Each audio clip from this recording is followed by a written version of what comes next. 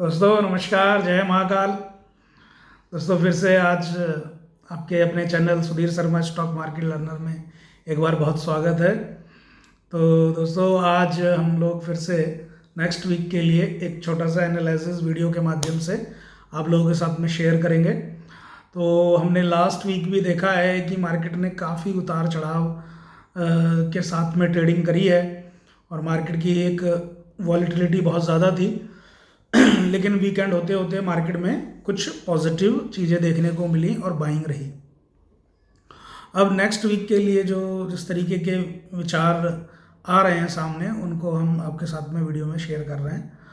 तो वीडियो बहुत इम्पॉर्टेंट भी है और वीडियो को मैं बहुत समय निकाल के अपलोड कर रहा हूँ क्योंकि अभी मेरे पास टाइम नहीं है। नेक्स्ट वीक हो सकता है मैं वीडियो ना कर पाऊँ क्योंकि एक मैं अपनी ही एक ट्रेनिंग में, एक सेमिनार में बिज़ी रहूँगा। तो एक रिसर्च वर्क है, इसलिए हम नेक्स्ट वीक तो वीडियो नहीं कर पाएंगे। हाँ, उसके बाद में फिर कोशिश करेंगे एक अच्छा वीडियो लाने की। तो यहाँ पे मैं आज जो वीडियो कर रहा हूँ इसमें एक ब्रॉड व्यू भी रहेगा। हालांकि मैं हर वीडियो में थोड़ा सा ब्रॉड व्यू शेयर ज़रूर करता हूँ आपसे। नेक्स्ट वीक के साथ साथ एक ब्रॉड व्यू रखेंगे जिससे कि 1-2 हफ्ते तक वो काम करे आराम से, और साथ में 1-2 स्टॉक्स की भी चर्चा करेंगे जो बहुत अच्छे अभी लग रहे हैं। और एक इम्पॉर्टेंट मैसेज ये रहेगा दोस्तों अभी इस वीडियो में, उसे ध्यान से सुने कि देखिए, जब कभी भी आपके ट्रेडिंग टारगेट्स या आपके इन्वेस्टमेंट के टारगेट्स आ जाते हैं तो उसके बाद में उस स्टॉक से आप दूर रहें। ये नहीं है कि बार बार आप उस स्टॉक को बाय करते रहें और अपनी किस्मत को आजमाते रहें, क्योंकि कई बार क्या होता है, स्टॉक 1-2-3 बार आपकी कसौटी पे खरा उतरता है लेकिन उसके बाद में उसके पैटर्न्स, उसके फंडामेंटल्स, उसके सब चीज़ें वीक हो जाती हैं और कहीं ना कहीं वो फिर स्टॉक बहुत अंडर परफॉर्म करता है और कई बार तो बहुत भयानक स्थिति हो जाती है और वहाँ पे कैपिटल ब्लॉक हो जाती है, क्योंकि कई बार हम लालच में आके ज़्यादा कैपिटल को ब्लॉक कर देते हैं। तो इस बात का ज़रूर ध्यान रखें, समय रहते हुए टारगेट के बाद में एग्जिट कर जाएं। ऐसा नहीं है कि अगर किसी स्टॉक की चर्चा हमने इस चैनल पे 2 साल पहले करी, क्योंकि लगभग 2 साल से हम थोड़ा बहुत शेयर करते रहते हैं अपनी स्टडी को, अपनी नॉलेज को इस चैनल पे। तो कई बार लगता है कि भाई आपने तो उस टाइम बोला था, आपने ऐसा। देखिए, कुछ बोलना नहीं होता है यहाँ पे, खाली स्टडी को शेयर करना होता है। सो हमारा ये नहीं है कि हम आपको हाथ पकड़ के कुछ आपको खरीदवा रहे हैं कि भैया ये बटन दबाओ मोबाइल का। बाय सेल आपको अपने लैपटॉप पे, अपने मोबाइल पे खुद करनी है। तो ओवरऑल इस बात का ध्यान रखना है कि जब कभी भी 2 साल पुरानी कोई भी चीज़ है, वो हो सकता है आज उसके पैटर्न बदल गए हों और उसकी फंडामेंटल्स बदल गए हों, उसकी स्टोरी बदल गई हो। तो प्लीज़ उस बात का ध्यान रखना है और स्टॉक्स को आप खरीद बेच करेंगे क्योंकि अभी काफ़ी चेंजेस करेगा मार्केट।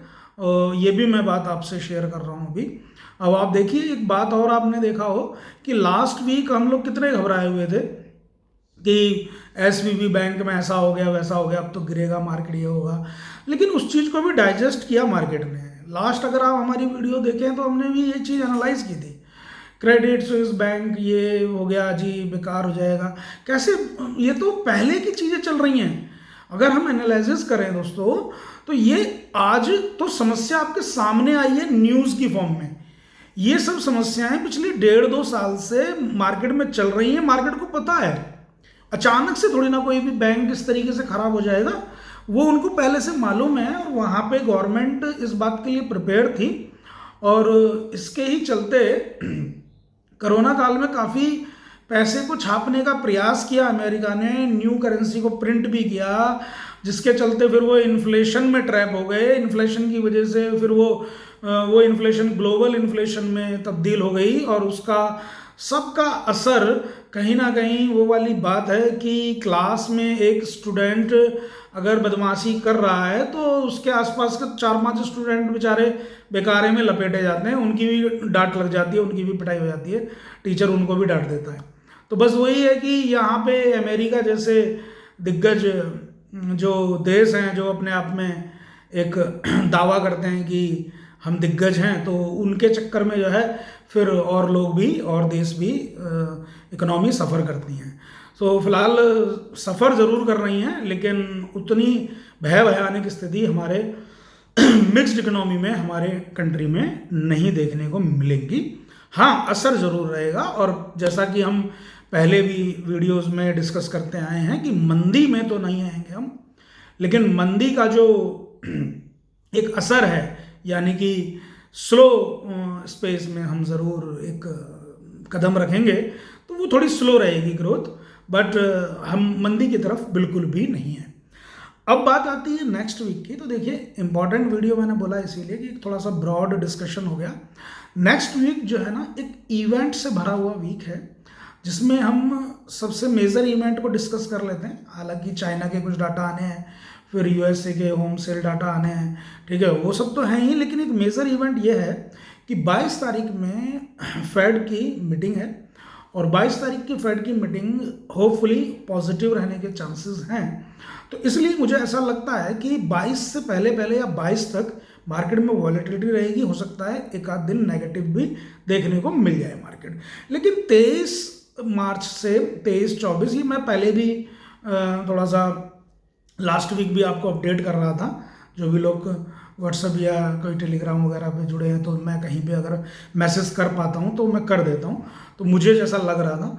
सो वहाँ पे पॉजिटिव हैं हम, और मार्केट को कहीं ना कहीं वीकेंड तक पॉजिटिव हो जाना चाहिए। और 23-24 मार्च में एक अच्छी दो इवेंट क्या है कि एक तो फेड की मीटिंग 22 को, जो प्रभाव 23 को आना चाहिए, तो इवेंट बेस है, तो हो सकता है गैप अप या गैप डाउन कुछ इस तरीके की चीज़ें भी बन जाएं 23-24 में।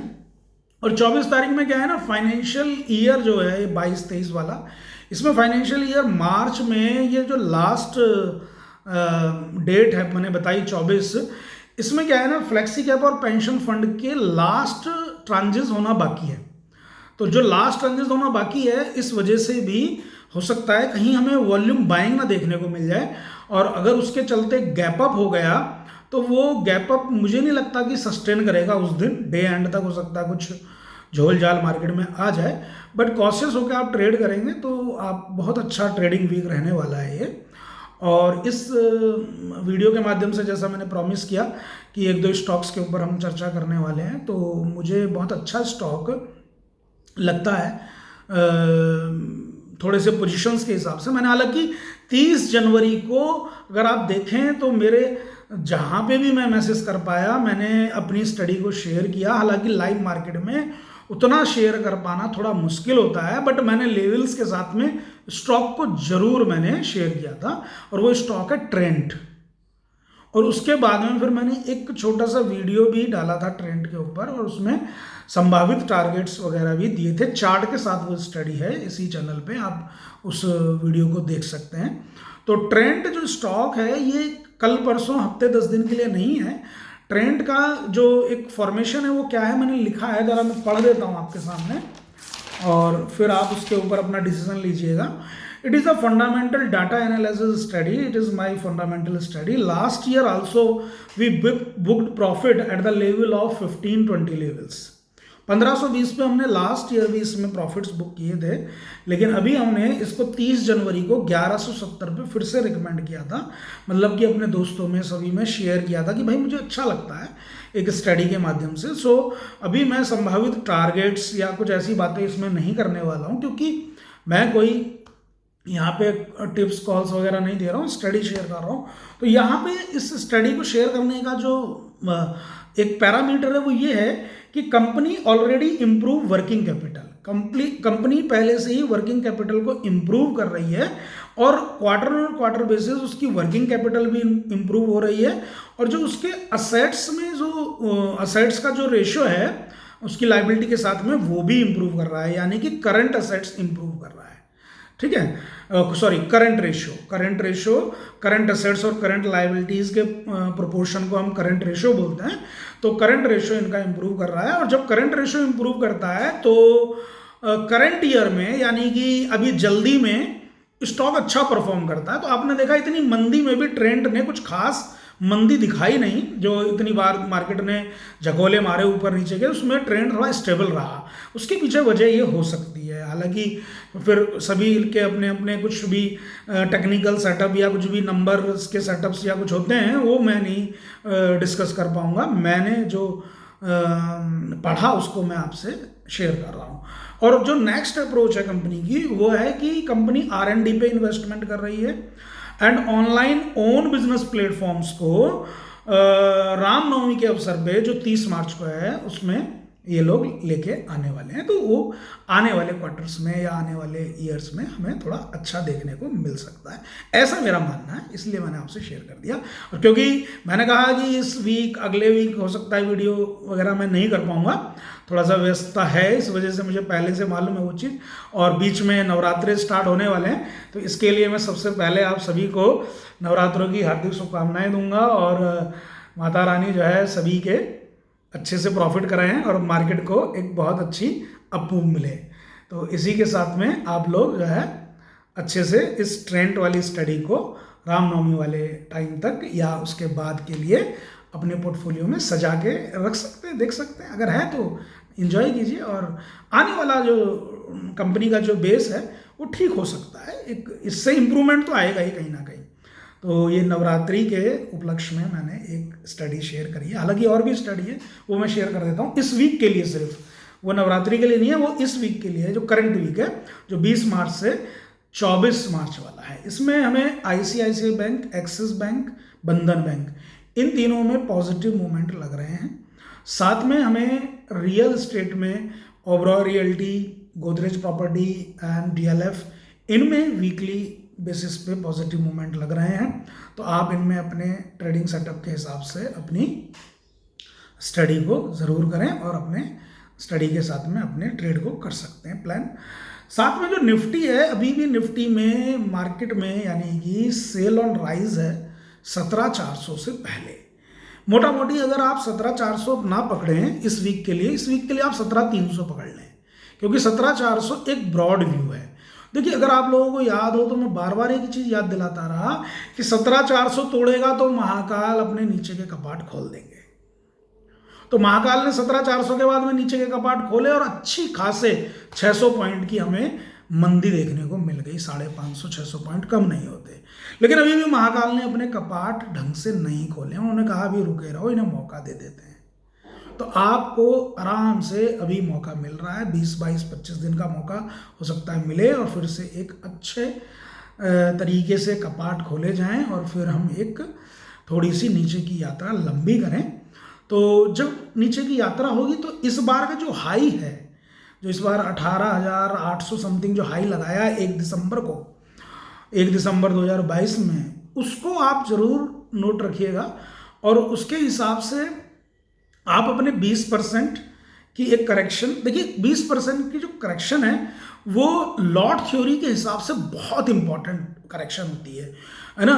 सो इसे ना कोई भी ना अपने ना जो लेवल्स निकालते हैं ना, फिबोनाची एंड ये ऑल जो भी कुछ करते हैं आप लोग, उससे आप बिल्कुल कंपेयर मत करिएगा। रीज़न है उसका, मैं जो लॉट थ्योरी बता रहा हूँ ना, जानते हो ये क्या है? ये है कि हर 5 साल में जब कभी भी टॉप बनता है, तो बहुत इंपॉर्टेंट बात बोल रहा हूँ, वीडियो थोड़ा लंबा हो रहा है इसके लिए सॉरी। जब कभी भी अपना टॉप बनता है वहां से 5 साल में 15% का CAGR होता है, ठीक है। अब अक्टूबर 2021 में हाई बनाया, उसके बाद में ये जो हाई बना 1 दिसंबर 2022 में, इसको आप हाई ना माने, ये हाई नहीं माना जाएगा, ठीक है। आपको अक्टूबर 2021 वाले हाई को ही हाई मानना पड़ेगा, ठीक, क्योंकि इस हाई और उस हाई में 2.5% का भी मतलब डिफरेंस नहीं है, 2.5% का भी डिफरेंस नहीं है, मिनिमम 5% का डिफरेंस होना चाहिए, तब जाके आप एक न्यू हाई को कंसिडर करते हैं। अदरवाइज आप इन दोनों हाई को हाई माने। तो वहां से अगर हम देखते हैं, अक्टूबर 2021 से अगर हम देखते हैं, तो लगभग अभी सिर्फ 1.5 साल हुआ है। तो मैं समझता हूं अभी हाई बनना बाकी है, ठीक है। तो हाई बनने से पहले करेक्शन जो है वो मेरा लास्ट, अगर आप देखें लास्ट जून का जो मैंने लेवल दिया था वो 14,800 दिया था, और एक जगह पे राजू भाई पूछ भी रहे थे कि अभी इस बार का आपका क्या लेवल है, तो मैं आपको इस वीडियो के माध्यम से सर आपको मैसेज दे दूं और सभी को कि 14,800 हमारा फर्स्ट लेवल होना चाहिए जो आने वाले टाइम में। अभी नहीं, अभी के लिए तो आप 20-25-30 दिन बड़े एंजॉय करेंगे मार्केट को, ऐसा नहीं है, क्योंकि मार्केट में फाइनेंशियल ईयर का स्टार्ट होने वाला है और लास्ट ये जो फाइनेंशियल ईयर है ये फिनिश होने वाला है। तो बहुत सारे ना चर्निंग होती हैं बड़े बड़े फंड्स में, और वो चर्निंग में क्या होता है, कुछ खरीदे जाते हैं, कुछ बेचे जाते हैं। तो स्वाभाविक है कि खरीद ज़्यादा होती है और उससे कहीं हमें जंप मिल जाते हैं। तो खैर वो हम ना एक लॉट थ्योरी पूरी समझेंगे आने वाले टाइम में, इस वीडियो में नहीं समझ पाएंगे। तो वहाँ पे ना 20% का जो करेक्शन है, या आप कह सकते हैं टॉप से, वो जो CAGR के लिए मैं बात कर रहा हूँ कि 5 साल में 15% का CAGR होना चाहिए और 20% की करेक्शन होनी चाहिए, और 20 के बाद में फिर 30%, और इस तरीके की करेक्शंस में जो बड़े इन्वेस्टमेंट आते हैं, वो सारा जो कॉन्सेप्ट है उसको किसी भी दिन, जब भी हमें 15-10 दिन तो अभी बिजी हैं, समय मिलेगा तो एक बार जूम मीटिंग पे या किसी क्लास में डिस्कस करेंगे। उस क्लास की वीडियो को हम इस YouTube चैनल पे भी डाल देंगे। कभी क्लास में किसी कॉलेज में या कहीं पे हम बच्चों को पढ़ा रहे होंगे तो हम ज़रूर अपनी उस वीडियो को भी ना बना लेंगे और इस चैनल पे भी हम अपलोड करने का प्रयास करेंगे दोस्तों। तो दोस्तों फिर से मैं आ जाता हूँ कमिंग वीक के लिए। तो मैंने आपको ICICI बैंक, बंधन बैंक, एक्सिस बैंक बताया। निफ्टी में मैं 17,400 से पहले सेल ऑन राइज, लेकिन अभी इस वीक के लिए 17,300 से पहले सेल ऑन राइज रखी है। उसके बाद में तेजी देखने को मिल जाएगी 300-400 पॉइंट की बेझिझक, कोई ऐसी दिक्कत नहीं है। ठीक है, नीचे के लिए मैं जो एक लेवल निकाल के रखा हूँ 16,650 है। ये बहुत अहम लेवल है 16,650 का। तो 16,650 एक ऐसा लेवल होगा कि अगर इसको ब्रेक करेगा तो यहाँ से हमें करीब करीब 450 से 500 पॉइंट की फिसलन और देखने को मिल सकती है। लेकिन ये लेवल का आना थोड़ा मुश्किल है, तो आप थोड़ा सा ऊपर की तरफ मूड बना के चलें कि मार्केट थोड़ा सा अपलिफ्ट करना चाहिए आने वाले टाइम में। तो 23-24 मार्च एक इम्पॉर्टेंट डेट्स हैं, इम्पॉर्टेंट इवेंट्स हैं, मैंने आपको वीडियो में शेयर किया। इसके साथ साथ मैं एक चीज़ और शेयर करूँगा आपसे, हालांकि वो स्टॉक अभी बताने वाला नहीं है, लेकिन फिर भी आप एक बार देखिएगा। गोदरेज कंज्यूमर को देखिएगा थोड़ा सा, और गोदरेज कंज्यूमर के कुछ फंडामेंटल्स बड़े इंप्रूव हो रहे हैं। और अभी क्योंकि लास्ट में वेट कर रहा हूँ कि गोदरेज कंज्यूमर के रिजल्ट आ जाएं, तो year on year basis result आएंगे, उसके बाद में ही हम बहुत क्लियर कट इसके फंडामेंटल्स को डिस्कस कर सकते हैं आपके साथ चैनल पे। लेकिन वैसे गोदरेज कंज्यूमर पे थोड़ा सा अपनी दृष्टि बनाए रखें, क्योंकि इसका जो एक्सपेक्टेड रिटर्न ऑन इक्विटी है ये काफ़ी इंप्रूव करने वाला है, हो सकता है। रीज़न है उसके पीछे, क्योंकि इनकी ऑपरेशनल सेल्स बढ़ी है। हाँ ठीक है, इनकी मतलब कि ऑपरेशनल सेल बढ़ी है, लेकिन इनका जो कलेक्शन है वो इतना इंप्रूव नहीं हुआ है। तो कहीं ना कहीं उधारी में भी माल बेचा गया है, बट अगर ये quarter year on year basis पे इंप्रूव करा तो ये बात सिद्ध हो जाती है कि कोई इन्हें कंज्यूमर 50 दिन में पैसे नहीं दे रहा तो 60 दिन में दे रहा होगा, 60 दिन में नहीं दे रहा तो 70 दिन में हो रहा होगा, लेकिन ईयर ऑन ईयर बेसिस तो फायदा हो रहा है ना कंपनी को। तो अगर ऐसा कुछ होता है उसके लिए हम वेट करेंगे रिजल्ट्स का। बट स्टॉक में मैंने आपसे थोड़ा सा इसका नाम लेके यहाँ पे सजेस्ट कर दिया है कि इस पर थोड़ा सा अपनी दृष्टि बनाए रखें। अगला बैंक निफ्टी को अगर हम बात करते हैं तो 40,255 के ऊपर बैंक निफ्टी तेज होना चाहिए, अच्छा होना चाहिए, और 40,930 तक इसकी मूवमेंट आनी चाहिए। ठीक है, लेकिन 39,300 के नीचे इसको एक वीकनेस का सामना करना पड़ेगा। तो ये हमारे बैंक निफ्टी के लेवल्स होंगे। इसके साथ साथ तो एक शेयर में पहले भी आपको 1 साल पहले भी शेयर किया। अब आप कहेंगे कि अभी तो आप बोल रहे थे कि अगर 1 साल 2 साल पुराना कोई शेयर है तो उसको अभी लेने का नहीं बनता है, क्या है? नहीं, मेरा कहने का मतलब समझिए। देखिए, जहाँ पे इम्प्रूवमेंट लगातार है, जिसके फंडामेंटल्स इम्प्रूव होते जा रहे हैं, वो झक मार के पैटर्न भी अच्छे हो जाते हैं उसके चार्ट पे। बात समझे? तो जहाँ पे इम्प्रूवमेंट लगातार है तो लगातार है। अब देखिए, तो मैं स्टॉक की बात कर रहा हूँ BEL, और BEL के बारे में इसी चैनल पे मैं 2 बार बोला हूँ वीडियो में 2-3 वीडियो में BEL के ऊपर जिक्र किया है लास्ट ईयर। और BEL में जब हमने रिकमेंडेशंस अपनी स्टडी शेयर करी, उस टाइम पे 65 रुपये 70 रुपये BEL था। उसके बाद में उसने कंपनी ने आपको बोनस भी दे दिया, ठीक है। और बोनस के बाद में घूम फिर के फिर से वो 93-94 के आसपास आ गया। देखिए कमाल की बात है। देखिए इससे वेल्थ बनती है, ये जो कंपाउंडिंग होती है। जैसे आपको अगर याद हो तो गेल के ऊपर हम चर्चा कर रहे थे, जितने भी इन्वेस्टर्स हैं सबको पता है।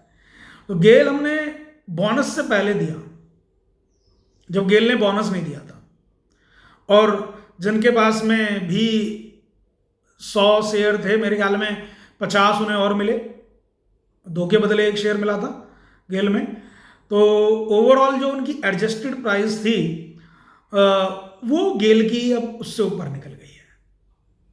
ज़्यादातर बाइंग एडजस्टेड प्राइस 99 आ रही थी, 97 आ रही थी, कुछ लोगों की 100 आ रही थी, 102 आ रही थी। अब आप देखिए बोनस भी आपने ले लिया और मतलब 100 शेयर के 150 कर लिए, और आप बाइंग प्राइस जो है आपकी कॉस्ट है वहाँ से भी आप ऊपर जा रहे हैं। आपके रिटर्न देखिए, और लीगेसी पास ऑन कीजिए ऐसे स्टॉक्स की।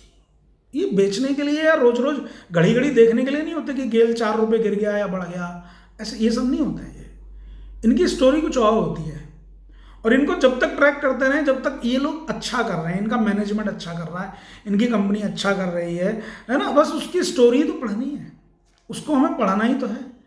अच्छे डाटा को एक्वायर कीजिए, अच्छे डाटा को बाय कीजिए, अच्छे न्यूज़ लेटर्स को बाय कीजिए और उन्हें पढ़िए, और इस तरीके से अपने एक वेल्थ क्रिएशन पोर्टफोलियो को आप आगे बढ़ाइए। और ट्रेडिंग के लिए ट्रेडिंग करते रहिए, बंधन बैंक में ट्रेडिंग कर लीजिए। ICICI बैंक के अभी मैंने बोला कि थोड़ा ठीक लग रहा है इस वीक, एक्सिस बैंक ठीक लग रहा है, या मान लीजिए रियल इस्टेट इस वीक में ठीक लग रहा है। तो इस तरीके से निफ्टी है, बैंक निफ्टी, इनके लेवल्स हैं। ट्रेडिंग के लिए बहुत सामान है, बहुत कुछ है, तो ट्रेड करते रहिए और हमारी वीडियो को देखते रहिए, लाइक करते रहिए। इसी के साथ दोस्तों, जय महाकाल, अपना ध्यान रखिए।